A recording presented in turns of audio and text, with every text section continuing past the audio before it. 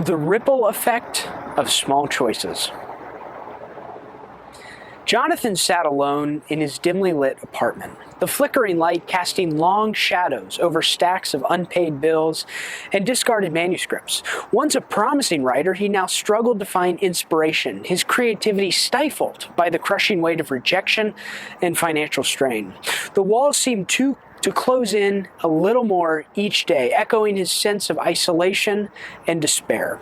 Each morning, he forced himself out of bed to work at a dreary call center, a job he took to make ends meet. The monotony, though, was suffocating. Endless hours of scripted conversations and irate customers.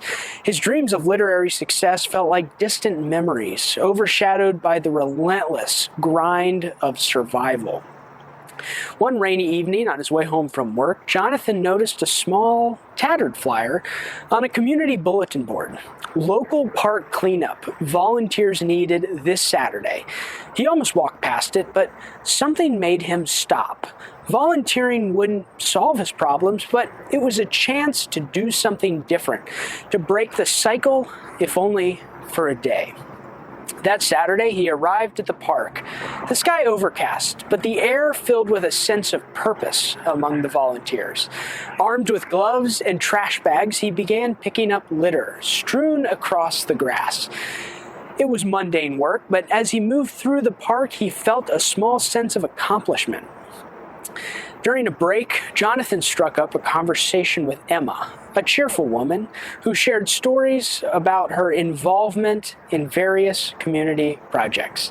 She mentioned a local writers group that met weekly at the library. "You should join us," she said, with an encouraging smile. "We share our work and give feedback. It's quite inspiring."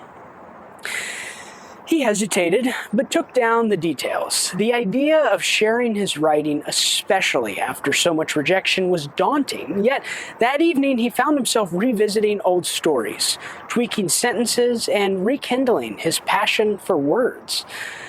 The following week, Jonathan attended the writers' group. Nervously, he read one of his short stories. To his surprise, the group offered constructive feedback and genuine praise. They encouraged him, reigniting a confidence he thought he'd lost forever. Inspired, he began dedicating time each day to writing. Small adjustments to his routine, waking up an hour earlier, writing during lunch breaks, and limiting the time spent on mindless scrolling. He started to add up. His productivity increased, and so did the quality of his work. Months passed, and Jonathan submitted a story to a local literary magazine. This time, instead of generic rejection, he received an acceptance letter. Holding the letter in his hands, he felt a surge of joy and validation. It wasn't a bestseller, but it was a start. With newfound motivation, he continued to make small, positive changes. He networked with other writers, attended workshops, and even started a blog to showcase his stories. His cycle of friends grew, and so did his opportunities. One day, he received an email from a publishing house interested in compiling his short stories into a collection. The offer was modest, but it represented the culmination of his incremental efforts. Standing in his now cozy apartment, walls adorned with bookshelves and mementos from his journey, Jonathan reflected on how far he'd come. He realized that the turning point wasn't a grand gesture or a stroke of luck. It was the small decision to volunteer at the park that rainy Saturday.